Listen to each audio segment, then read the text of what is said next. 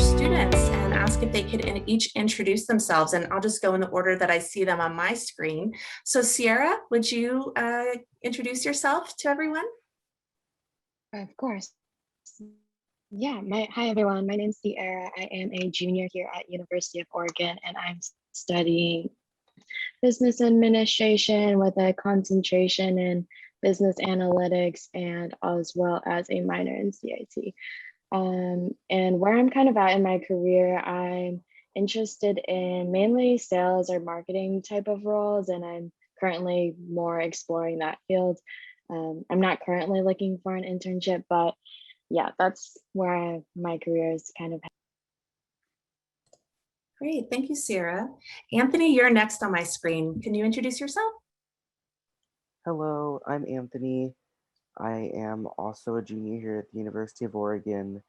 I'm studying political science, and in my career journey, I am looking for an internship slash a job over the summer, and I am mostly focused on like a sales job as well, or maybe like a Capitol Hill internship, or honestly anything really. So yeah, that's a little bit about me. Great, thanks, Anthony. Ireland, you're up next on my screen.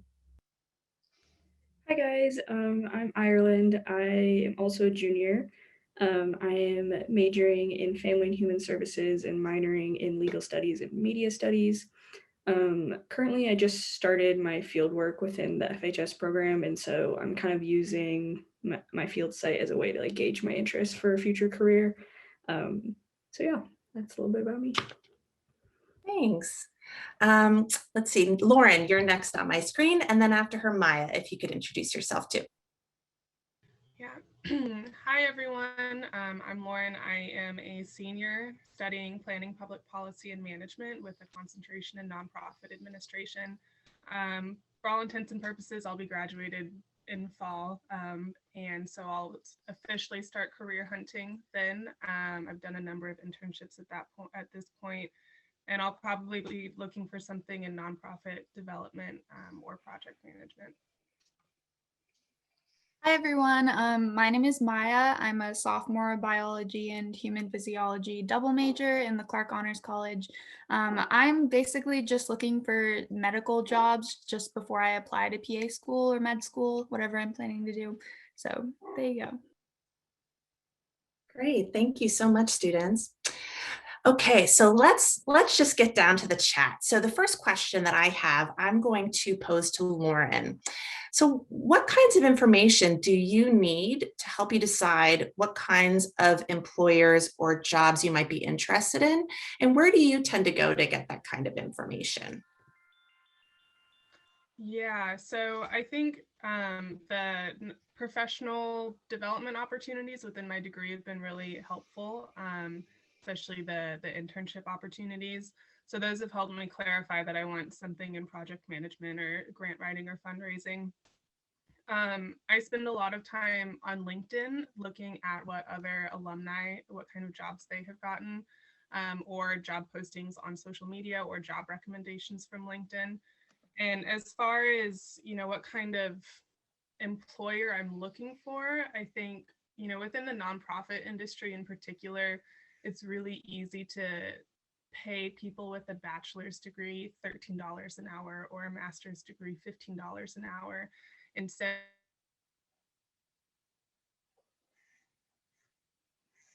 Well, I think we might have lost Lauren. Her video might have frozen up, but we will certainly come back to her if she rejoins us. Anthony, could you also, oh, Lauren, you're back. Great. You froze up for a second there. Sorry, it happens. What was the last thing? So you were talking about pay, the wages that that nonprofits often pay. Yeah. So let me think. So I think I'm looking for somebody who's able to pay me and the other people in the organization what is actually a living wage, because that shows that they're one, well funded, and they're also in touch with the people who work with them in the economy that we're currently living in. And then I'm also looking for somewhere with kind of an egalitarian culture, somewhere where the executive director is as accessible as maybe an intern. and also where I can work independently. And again, in the nonprofit sector, it's really easy to find places that aren't that well developed or aren't that well run. So I'll often just scroll through their websites or do a quick Google search to see how well developed the website is and what their reputation is. Thanks, Lauren. So it sounded like some of the things you were talking about were cultural in terms of, what's the leadership structure like and how are the people treated, as well as financial. Anthony, do those things resonate with you? Or are there other kinds of things that you're looking for, or other kinds of informations when you're trying to figure out like what kind of job or what kind of employer might you want to work for in the future? Yeah, I think all those things are right up my alley as well. I think another big thing is that when I'm looking on like a Indeed or a Handshake or a Glassdoor, is that the job description is like pretty close to what I'll actually be doing.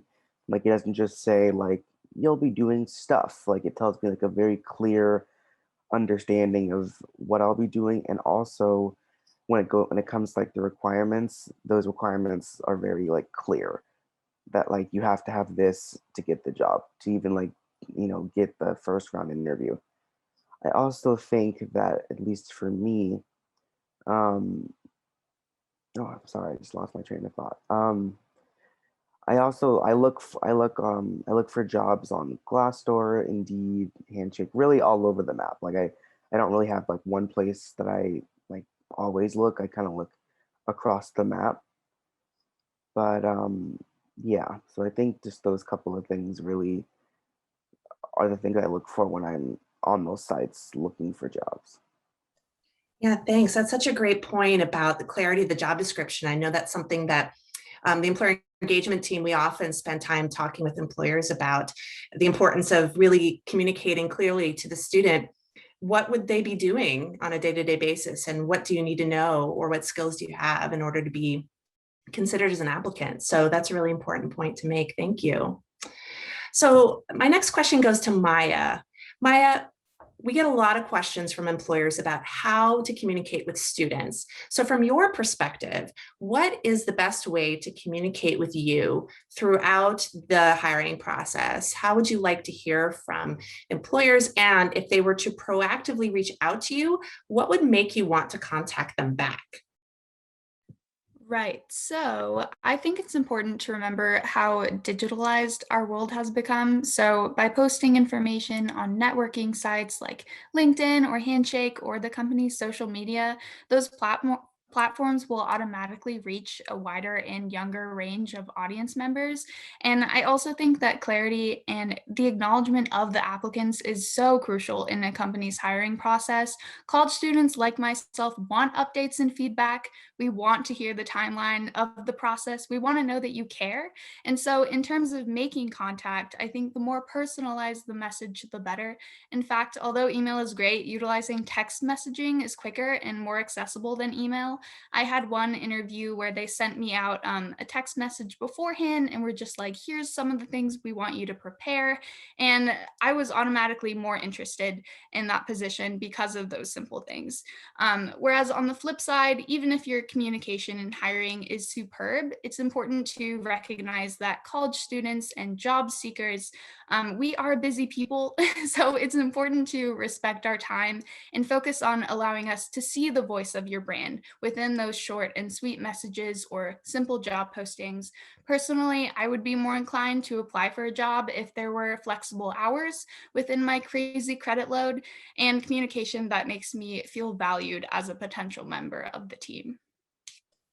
Thank you. So I'm hearing communication is really important, and knowing that they see you as an individual, as a person, and that they're communicating that they value you as an individual is really important. Yeah, I think those are really great points to make. And I do want to say thank you. Please continue to put your questions in the chat, and we will try to get to as many of them as possible in the second half of our conversation. So we'll definitely have time to get to all those follow-up questions for sure. So our next question, actually, before I get to that, was there anyone else that was interested in sharing their perspective on the best way to communicate with you during the hiring process?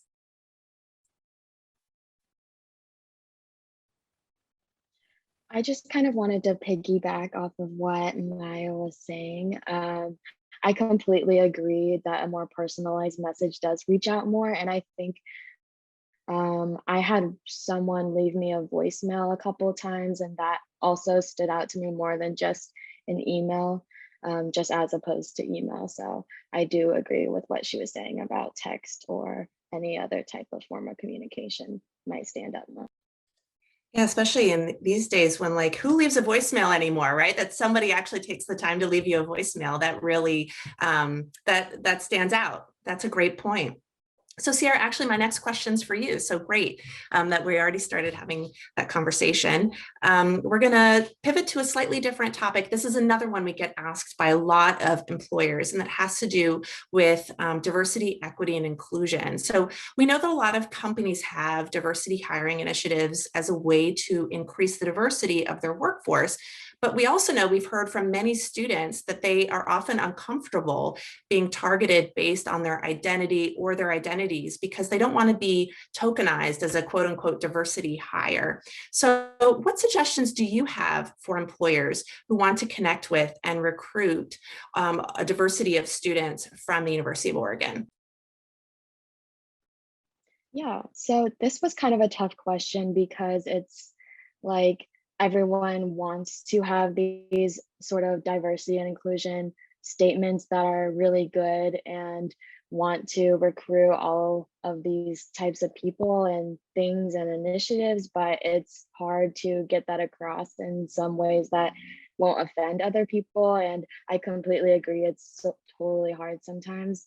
But I think my main piece of advice for this type of scenario is to just make sure that you're making your diversity and inclusion statement really clear, whether that be on your website or on the application itself.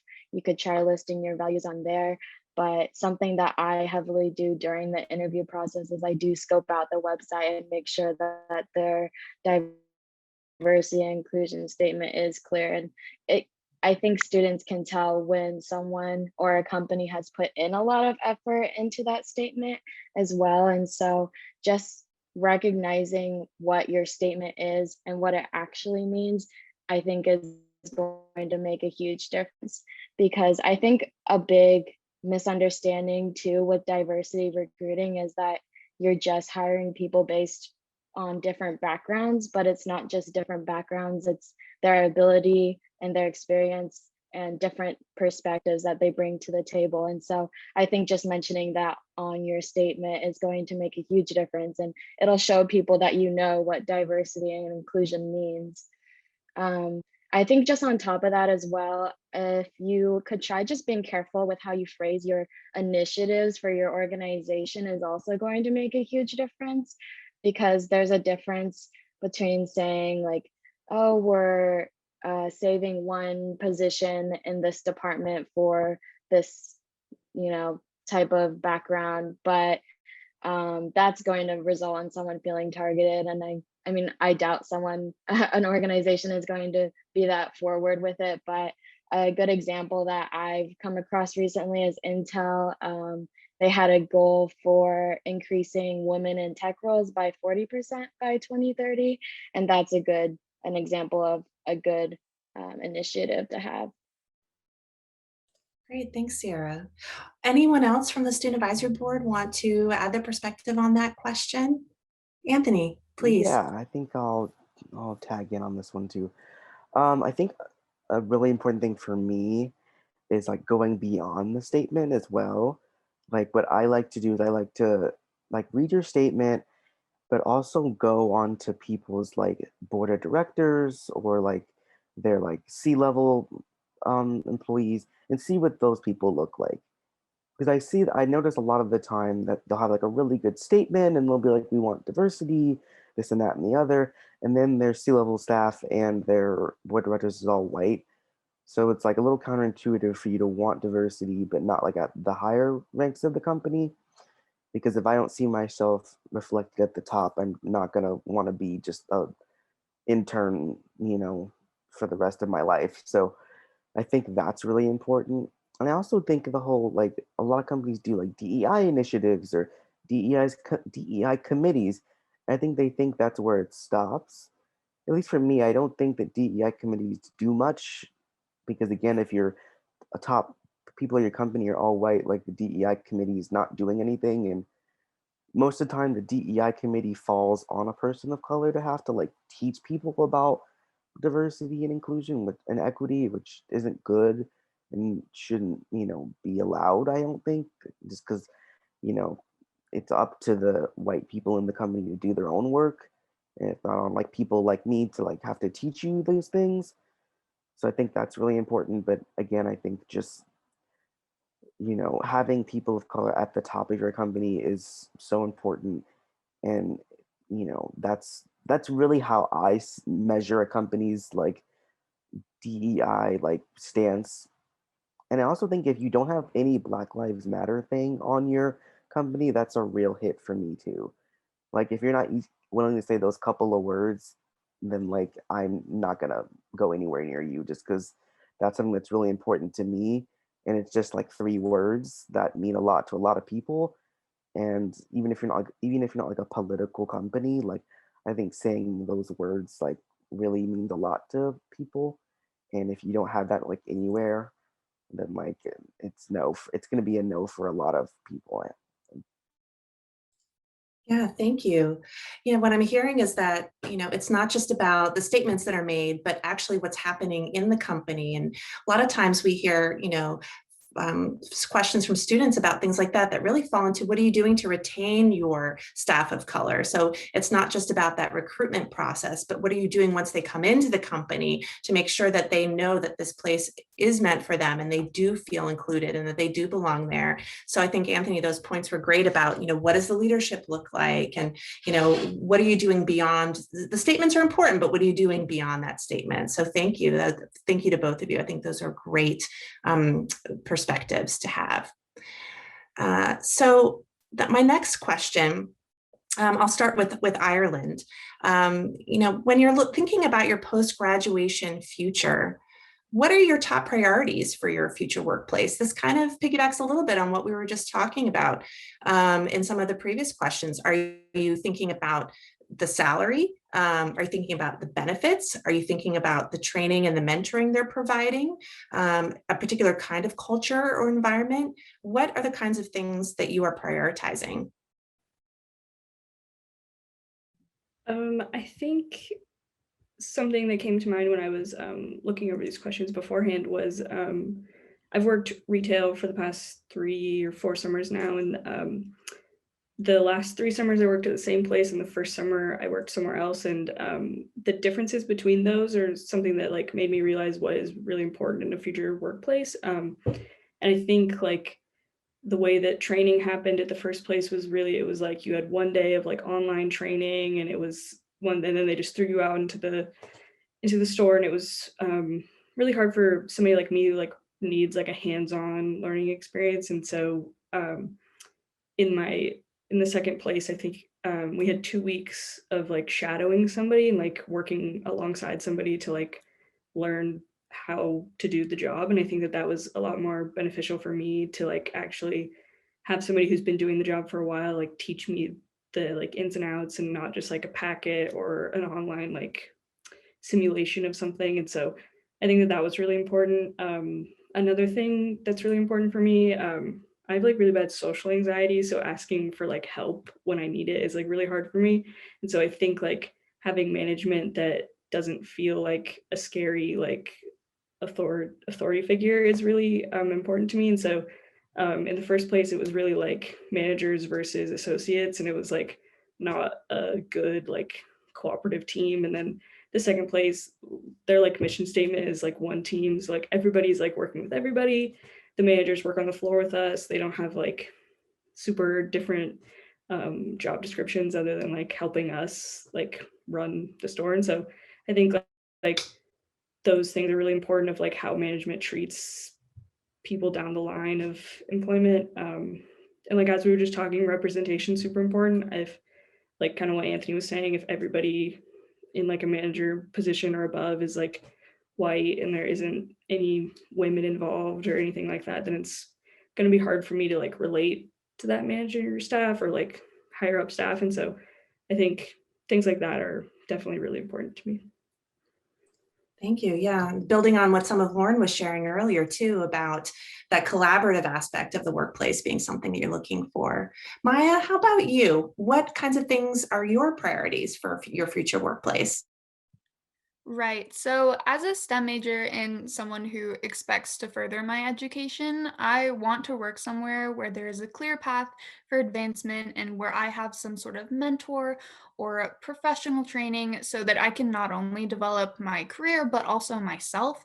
To give you an example, I'm currently working at Rise Corporations in Eugene, and we have one on ones every month just to talk to your supervisor about what's going on, if you have any issues, and so establishing that sort of system of support has been really helpful to me, not only to feel comfortable in the culture of the company, but also just to prepare myself for the future. And so, again, as a pre PA student, I expect my career path to be cutthroat. I know that there will be so many applicants before me and after me. But if a company is willing to provide me with that extra support so that I can be successful, then that's going to make me want to prioritize them in return. Thanks. Sarah, how about you? Yeah, I totally agree with what they both said. I always look for, well, location, something that's important to me. And so that's kind of the first thing that I'm looking to, of where are they located? Will I have to locate? Is there remote options available?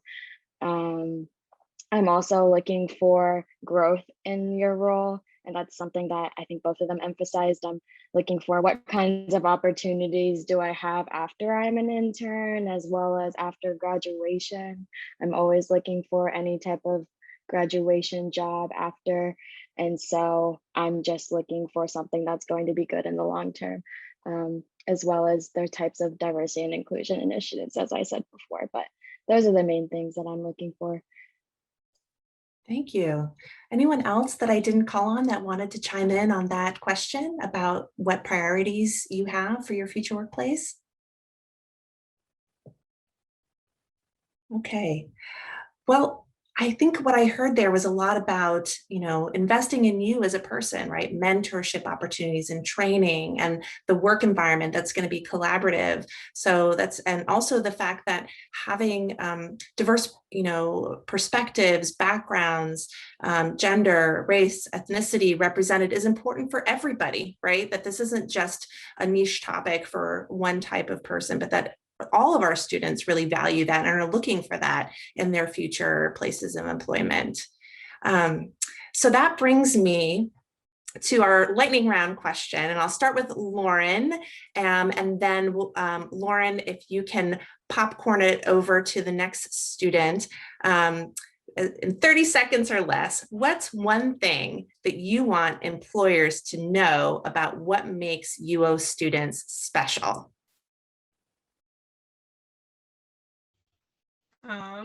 That's a great question. I think because UO is part of Eugene, in which there's kind of culture of innovation and thinking outside the box, we are educated within that, and we're kind of trained to do that. And so I think I heard a quote recently saying something like, I want labor to become something that's not just a requirement for living, but an invitation to create. And so I think kind of what we're hearing here, and part of what I see from UO students in general, is that we don't want to just go do mindful things in a factory or whatever it is. We want to be somewhere where we can really contribute and be seen and contribute to a future generation where things aren't just, we can work on things like social equity and all these other areas, but especially in the workplace, people are seen and fully valued as individuals. And then I think I'll go to Sierra next. Awesome. Thank you, Lauren. Yeah, I totally agree with the Eugene aspect of students. I think we all have something in common, that mostly every deck will love nature and adventuring and just getting out there and experiencing new things. And I do believe that's what we're mostly about. And everyone I've met are all highly motivated individuals, with just a wide range of interests and activities. And it's more than common to meet someone who has different skills and different career paths that they're looking to go into. And so I would just say, just be open to hiring these motivated individuals and understand that they offer all these different skills and aspects to them. I'll go to Ireland.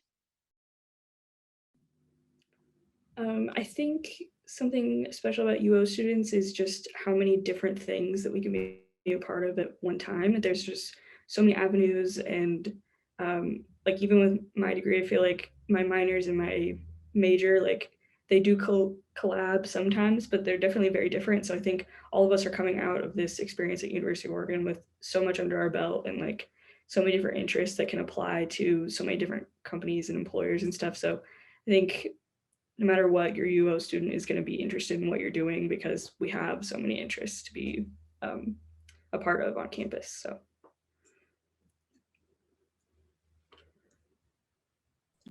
And then I would popcorn to Maya.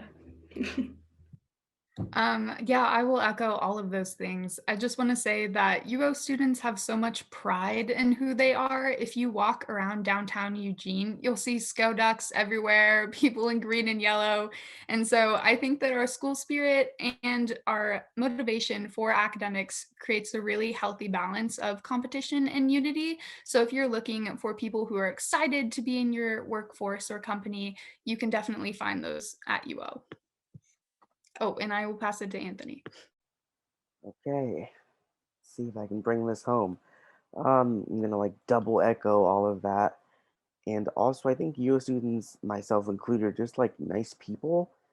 I think that's really important too. Like, we're very driven and very, career focused, but we're not, mean about it. Like, we're not cutthroat, or most of us are, at least. And I think we're just very nice and compassionate people. And I think that's, a great thing, and great traits to have on company teams.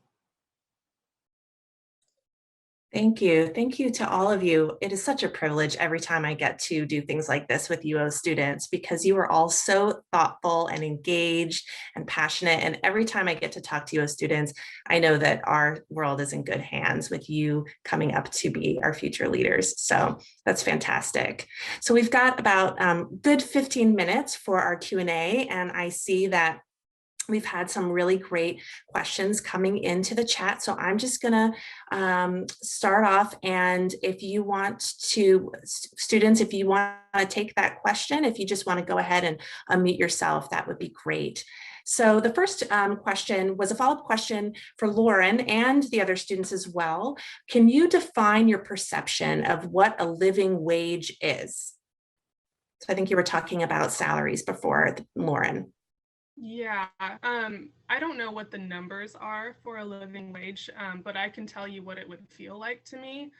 And that would be being able to afford a decent apartment, living on my own, that's less than 30% of my salary. Being able to afford groceries, comfortably pay off any debt that I have, and either being offered health insurance or being paid enough that health insurance is not a big concern for me. I don't think anybody should be paid low enough that they have to qualify for OHP or something like that. And at a minimum, take a vacation once a year, a modest vacation. And it feels ambitious to even say these things, but it shouldn't be realistically. So that's what it would feel like for me. Thanks.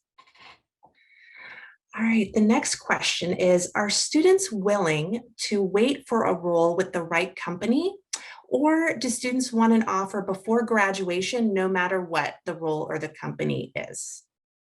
Who'd like to take that one?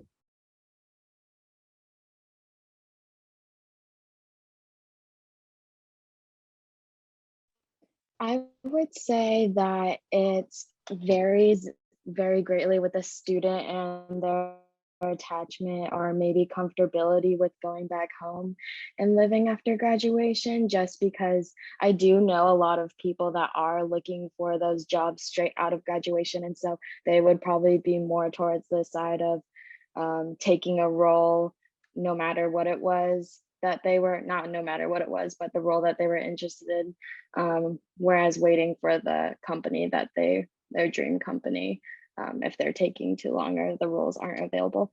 And I want to say that's the case for most students, but I do know that there's students that aren't in a huge rush after graduation. Yeah, I can add to that. I don't think there's a one size fits all answer for this. I know personally I would be willing to wait for the right place. I know some people are happy just to get a job wherever they can. I do also get the impression sometimes that if you find somebody who wants an offer right out of the gate, they might just be biding their time with your organization until they find the place that is right for them. Thank you, Sarah and Lauren. All right, next question's about social media. So we sort of danced around this topic with social media as a place where you go to find a job or a company, but how are you finding them on there and what platforms do you use the most? I think what I tend to do is if I'm already following an organization that I enjoy or like, I think with Family Human Services it's a little bit different because there's like a lot for those services to post about and inform the community about. So I'm already like following organizations that I like align with and stuff. And if they're posting about their job positions, then I'm more likely to click on those and apply for them. And I'm not necessarily seeking jobs on social media. I think social media tends to have like jobs come to you. And I'm definitely using Instagram the most, just because I think that that's where I spend most of my time on social media anyway. And so if that's like on my feed and like coming to me, then that's where I'm going to see it. Anyone else want to chime in? Any platform that you're using that's maybe different than what Ireland? I would say LinkedIn is a big one, as well as Indeed and Glassdoor, and Handshake are probably the main four that I. Thank you, Sierra, for saying Handshake. Given that at the Career Center, we're always telling students to go to Handshake, and that's what we tell employers too.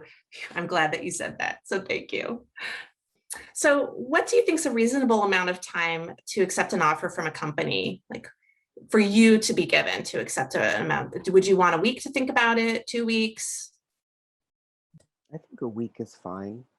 I think that's the perfect time for you to get your ducks in a row and then decide and get back to the company.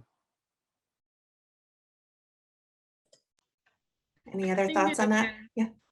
Yeah, I think it depends on, if the person is relocating or something, or if it's a huge salary change. So dependent on those things, I would say maybe more, maybe 2-3 weeks. But if it's a relatively easy switch based on what you know about the person, I think a week is good. So following up on that about geography, the next question actually has to do with geography, because the person says, I'm curious for anyone who has felt an affinity with being in Eugene. So you mentioned innovation, adventuring, the outdoors. Are you or maybe any of your peers interested in staying in Eugene after graduation? I can touch on this. I think that most of my peers who I've talked to are mostly interested in following where grad school takes them or where their jobs take them. So although myself, I will be staying in Eugene. I think it really depends on what career path they are and where they really want to go with that. So I think it depends on the person. Yeah, kind of going off of that, I think it definitely does depend on the person and how, like, where they are coming from in the first place. Like, I'm from Portland, so staying in Eugene wouldn't be crazy for me because it's just 2 hours from home. But if I was from California, I'd probably want to spend time or like try to get closer to my family and stuff like that. So it definitely depends on where people are coming from and where they're looking to stay. Great, thank you. So I have some questions that were submitted before the event, and we still have some time for questions. So if you have a question and you didn't have a chance to submit it in the Q&A, please feel free to do so. But I also want to make sure to get to some of the questions that people submitted in advance. So we had a couple questions about events. recruiting events. What do you go to recruiting events? What kinds of events do you like? And what's the best time for you? Because we know you all are so busy with school and work and extracurriculars. So anyone interested in speaking to events, like kinds of events and what time? I think that for me, I like events where I definitely have a feeling that like it's more personable, more like you had an we had an interview a like a CIA kind of focused like event a couple weeks ago. I thought that was really great, and then what was even better was that you got like a one-on-one sit down with like a recruiter person to kind of flush through your application or if you want it. And I thought that was really great. So I think that like having those sort of events helps because if it's just like a mass event with a bunch of people, like the chances of me hearing back from them are really slim. But if I get to build that like one-on-one personal connection with the company representative, I I think that's I'm definitely more likely to, make a mark, if you will. And as far as time, I think having a bunch of times is the best thing because everyone has a bunch of different schedules. So having a flexible time schedule will probably be to your benefit. Anyone else have a different perspective on that or want to echo what Anthony was saying about events and timing of events? I could definitely echo what Anthony was saying. I think having an event that is like more catered towards my interests, like since I am a family human services major, human services or like nonprofit type jobs is something that I'm gonna want to go towards instead of like I know the career fairs you like at least the virtual ones you go through and like find which ones are interesting to you, which I think works virtually, but I think like in person, I remember going to career fairs and it's very overwhelming to like have to like walk through and like try to gauge what person's like doing what. And so I think having more like centered um, events would be helpful. And as for time, I think UO like our schedules tend to like give us Fridays at least free from class. And so I think stuff on Fridays is probably always going to be good for ducks at least. Great, thank you. Thank you both. I have a question that's a little bit different than what I asked before about where you look for information. This is about who you turn to for information.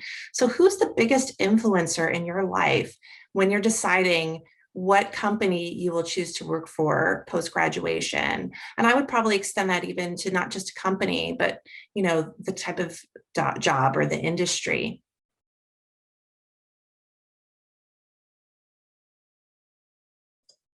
So do you talk to friends? Do you talk to parents or family members? Do you talk to career coaches? Like, who are the big influences for you?